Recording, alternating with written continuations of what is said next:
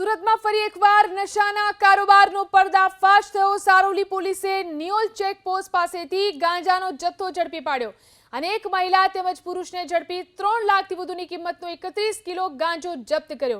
આરોપીઓ ઓરિસ્સાથી સુરતમાં ગાંજાનો જથ્થો લઈને આવ્યા હતા।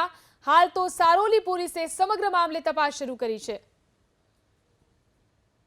सूरत शहर में Saroli police station police inspector द्वारा NDPS एटले के मादक पदार्थ गांजानी मोटो जत्थो शोधी काढवामां आव्यो छे अने NDPS एक्ट हेठळ सारोली पोलीस स्टेशन में गुनो नोंधी 2 आरोपीओनी धरपकड़ करवामां आवेली छे।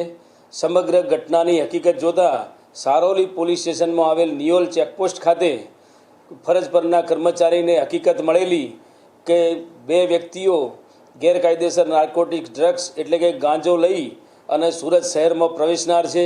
आ बातमी हकीकत आधारे सारोली पोलीस इंस्पेक्टर श्री देसाई अने तेमनी टीमे NDPS नी जोगवाईओ हेठळ आ गुनाना कामे 2 आरोपीओने स्थळ उपरथी गांजाना 2 थेला साथे झड़पी पाडेला।